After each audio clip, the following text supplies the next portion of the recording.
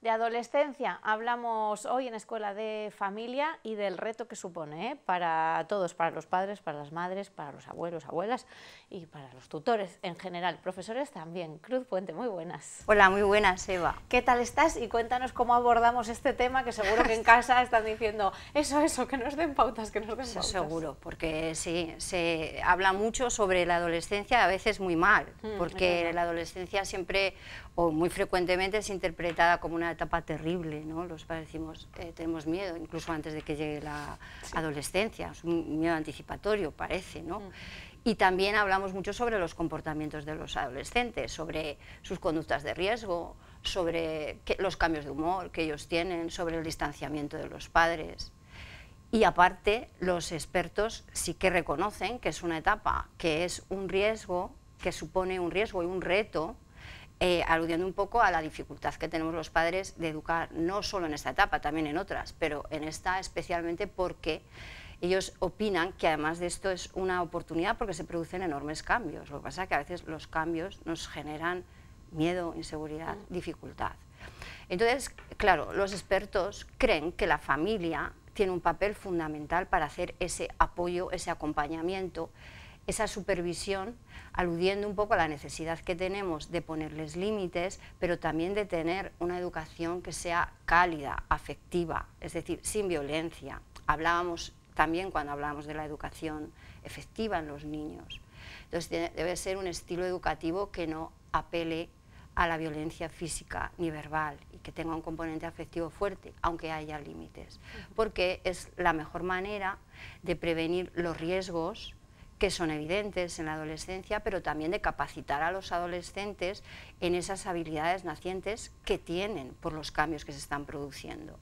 Más en una etapa en la que además ellos tienen que tomar ciertas decisiones sobre su futuro de formación, sobre su futuro profesional. Entonces, realmente nosotros nos preguntamos que qué sabemos los padres, las madres, las familias para afrontar este reto tan fuerte sobre la adolescencia, más allá de esos mitos que hablan de una etapa terrible, y también sobre los adolescentes, más allá de sus comportamientos, porque ¿quiénes son ellos? ¿Quiénes son ellas? ¿Qué tienen en su mente? ¿Cómo piensan? ¿Cómo sienten? Porque de ahí derivan esos comportamientos. Entonces, si yo me fijo solo los comportamientos, no voy a atender a sus necesidades. Tenemos que ir más allá, ¿no? Ver más allá. Ver un poco más allá, es decir, pero nos falta conocimiento. Es decir, el desconocimiento lo que nos genera justamente es ese miedo, y ese miedo se transforma en inseguridad. Y cuando los adultos o los adolescentes notamos inseguridad, lo que hacemos es buscar seguridad en lo conocido, en la zona de confort. Y entonces empezamos a tener conversaciones con los adolescentes exactamente igual que como hablábamos cuando eran niños. Entonces les preguntamos constantemente algo que los adolescentes odian, que es ¿qué has comido?, ¿de dónde vienes?, ¿a dónde vas?, ¿con quién has estado? Ellos odian ese tipo de conversaciones. ¿Por qué? Pues porque ahora ya adquieren una capacidad para tener conversaciones más reflexivas, que impliquen cómo me siento yo, cómo te sientes tú, cuando pensabas, qué pensabas cuando hiciste esto, cómo te sentías. Ese tipo de conversaciones son conversaciones diferentes, y los adolescentes y las adolescentes normalmente están dispuestos a hacer ese tipo de conversaciones, pero odian las otras. O sea, les tenemos que dar pie y tenemos que preguntar de otra manera para que ellos se sientan también un poco más adultos, ¿no? No tratarlos como niños. Y más acorde a lo que les está pasando, que ellos también desconocen frecuentemente lo que les está pasando y por qué tienen otra manera de sentir, de pensar, lo desconocen. Además, caemos también en que cuando ocurre un comportamiento indeseado, pues frecuentemente actuamos desde la improvisación, y entonces nos instalamos muchas veces en el enfado como recurso y en el castigo. Y el enfado como recurso utilizado constantemente, si es la táctica habitual, se convierte en un arma de doble filo, porque el enfado demuestra solo nuestra debilidad, no muestra nuestra autoridad ni nuestra firmeza, muestra nuestra debilidad, y hace como una especie de espejo en los adolescentes y las adolescentes, y lo que hacen es distanciarse, ocultismo, secretismo y ruptura. Y la ruptura, cuando se produce una ruptura, ya no me cuenta nada, ya no dice nada, ya todo lo ocultan, es el peor escenario posible, porque esos cambios del adolescente y esa falta de seguridad de los padres, la inseguridad, recordemos, anterior, va a transformarse en inseguridad en el adolescente, porque ellos necesitan la seguridad de su casa, de su familia, el apoyo, el reconocimiento, la validación. Claro. Ellos son válidos igualmente como personas, no es necesario el insulto, no es necesario la humillación, no es necesario decir que no soy válido, que no voy a llegar a nada, ni ninguna de esas cosas. Entonces, lo que ocurre es que ellos tienen más posibilidades de caer en conductas de riesgo, porque ellos van a buscar la seguridad que no tienen en otra cosa. Entonces, la pueden buscar. Ahora mismo hay riesgos conocidos y riesgos emergentes. Las redes, la exposición en las redes, para mostrar seguridad, puede producirse. Entonces, las conductas de riesgo realmente aumentan cuando yo estoy instalado o instalada en un tipo o forma de educar que improvisa, y cuando tú improvisas es muy fácil caer en el enfado, instalarte en el enfado con ellos. Esos cambios que sufren los adolescentes, que los sufrimos todos juntos un poco con ellos, ¿qué significado tienen en lo que va a ser sus vidas? Porque es una etapa de constante cambio, que ellos están empezando a conocer, a veces eso decíamos, ni siquiera ellos entienden lo que les pasa. Y nosotros tenemos que interpretar eso que ni siquiera ellos entienden. Claro, es que además no solo lo tenemos que interpretar, sino que eso lo tenemos que explicar. Porque es importante. Los cambios que se producen, más allá de los mitos que hemos estado hablando y más allá de todos los comportamientos, los cambios más importantes son cambios a nivel cerebral, son cambios físicos, porque claro, llegan a la pubertad y eso también afecta, pero lo que realmente afecta al comportamiento de los adolescentes y las adolescentes son los cambios cerebrales. Fundamentalmente se producen tres cambios. Uno es la poda neuronal. Lo que se llama la poda neuronal es que, digamos que se están podando literalmente circuitos neuronales que no han sido utilizados. Por ejemplo, si un chico, una chica no ha aprendido a tocar un instrumento, esos circuitos se podan. Entonces es mucho más difícil aprender luego a tocar un instrumento, aunque no es imposible, claro. Sin embargo, hay otro tipo de circuitos que se hacen mucho más especializados, más precisos. Por otro lado, también lo que ocurre es un proceso de mielinización, que es que las neuronas se recubren de una especie de película que hace que la información en el cerebro sea más rápida, fluya mucho más deprisa.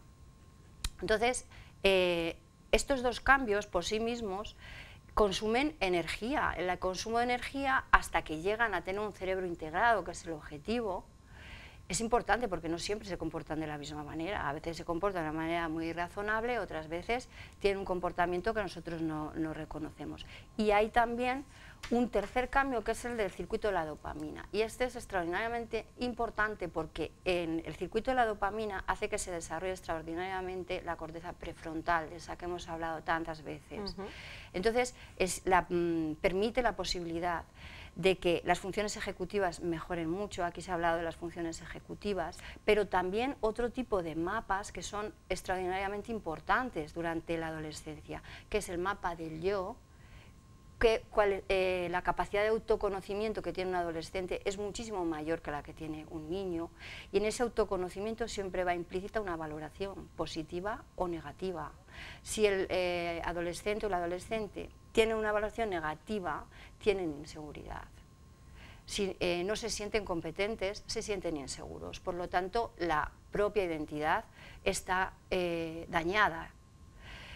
Hay mapas del tú más profundos, mucho más específicos y con mayor capacidad de lo que tenían antes. Entonces, el mapa del tú lo que permite es desarrollar muchísimo más la capacidad de empatía, y con la empatía llega la responsabilidad.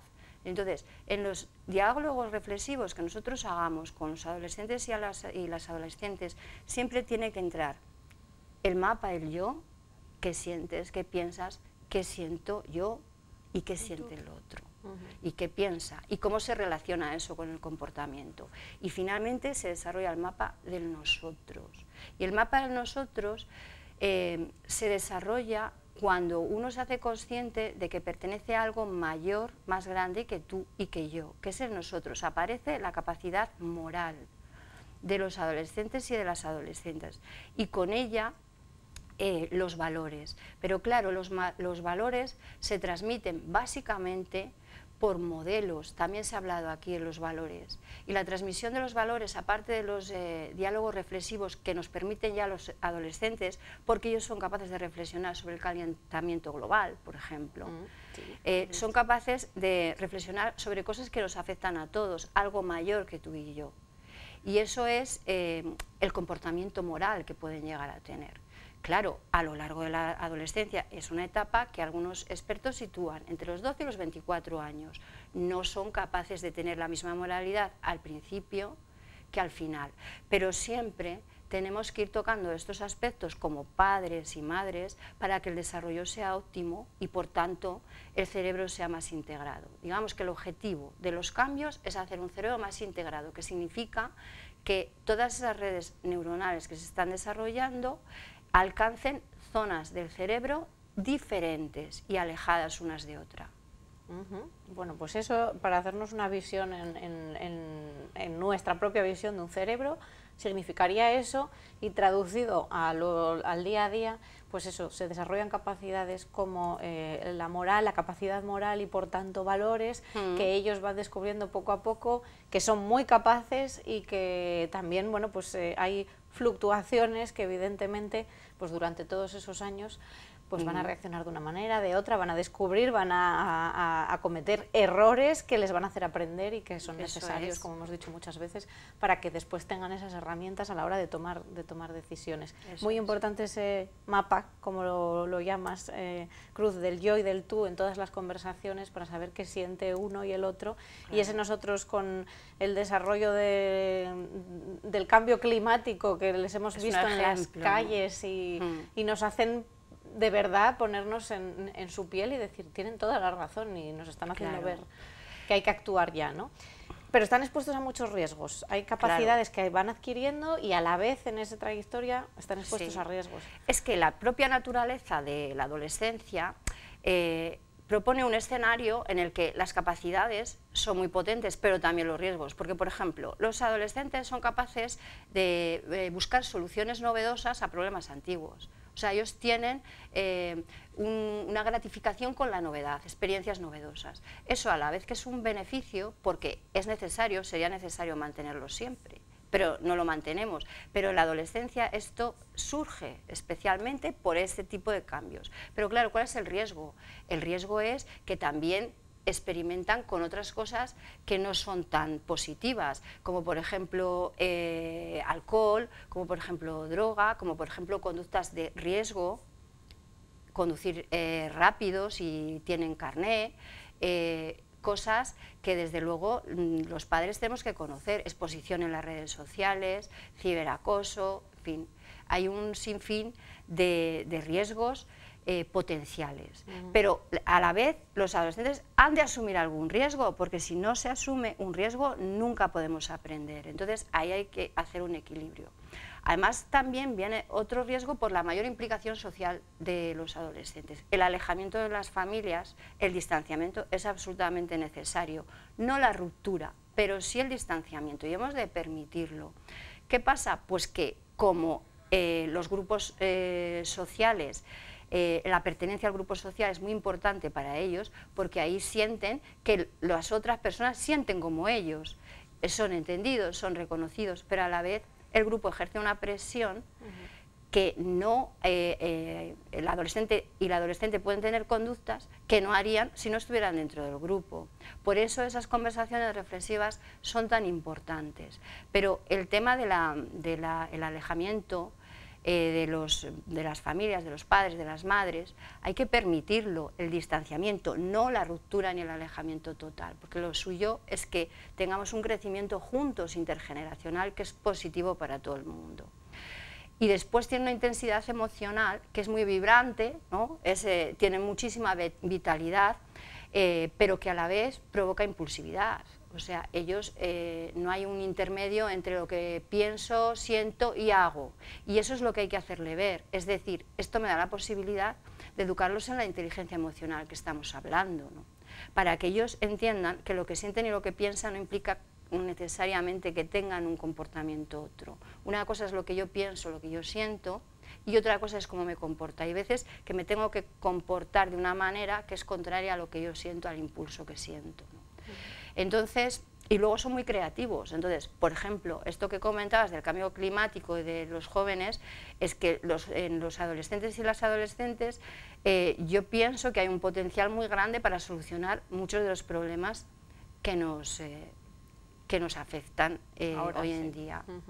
Entonces, debemos, es más, no nos podemos oponer ni intentar parar esta catarata de la adolescencia, porque es su naturaleza, sí. Otra cosa es que nosotros, a través de la educación y de este tipo de comunicación más reflexiva de la que hablábamos, podamos ejercer como lo que hablan los expertos, como apoyo, acompañamiento y supervisión. Entonces, ¿los límites son necesarios? Sí. El cumplimiento de los límites en los adolescentes y las adolescentes tiene que ser a través de conversaciones de este tipo, llegando a acuerdos y permitiendo también que ocurra algún tipo de consecuencias que normalmente pueden ocurrir y nosotros, fruto de ese miedo, a veces sobreprotegemos en exceso. Es decir, no permitimos, no damos espacio para que el adolescente o la adolescente aprendan, porque ahí estamos, o actuamos con el enfado o actuamos sobreprotegiendo. Es algo peligroso porque aprenden a manipularnos muy bien. Y entonces, cuando la relación se basa en la manipulación, no se desarrollan las capacidades que se tienen que desarrollar. El cerebro, digamos, no crea esos mapas, porque los expertos hablan de mapeo cerebral, entonces son verdaderos mapas del yo, del tú, del nosotros. Sí, es algo muy gráfico además. Claro, no se desarrollan de la forma correcta, la forma que nosotros queremos, de manera que alcancen todo ese potencial que sí que tienen.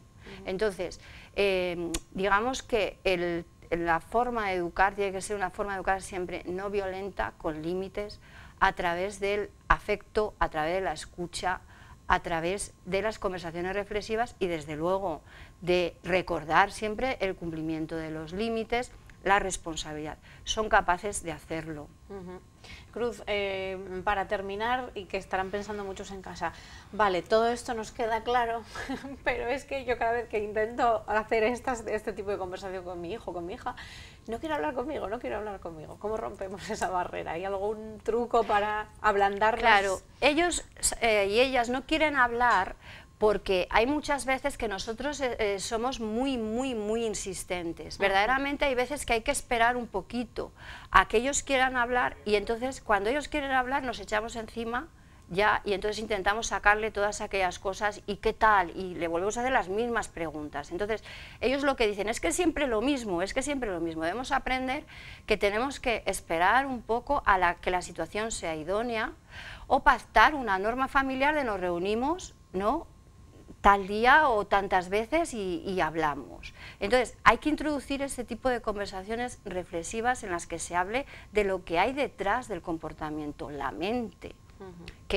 Porque si solo nos fijamos en el comportamiento, solo nos fijamos en lo de fuera, ellos van a aprender que solo se fijan en mi comportamiento. Yo soy mi comportamiento, pero no son su comportamiento. Entonces, estas habilidades hay que aprenderlas. Y abordarlo desde la serenidad. Exacto, y la tranquilidad, porque no es una etapa terrible, es una etapa magnífica en la que desde luego hay oportunidades y si estamos tranquilos, entendemos que tenemos que tener conocimiento desde luego de cómo es la etapa, de cómo son los adolescentes y las adolescentes, puede ser una etapa muy tranquila. De hecho, en el 80% de los casos, según lo que dicen los expertos, lo es. Lo es. Bueno, pues Cruz, muchas gracias. Yo creo que ante el miedo de aquellos que están viendo llegar la adolescencia, pues hemos tranquilizado, y los que ya estén en ello, pues lo irán viendo día a día, pero con estas recomendaciones yo creo que, pues eso, que va a ir todo fenomenal. Va a ir todo bien. Efectivamente. Cruz, muchas gracias. Nos vemos en próximas escuelas. Muchas gracias. Cerramos aquí Escuela de Familia, seguimos con el programa.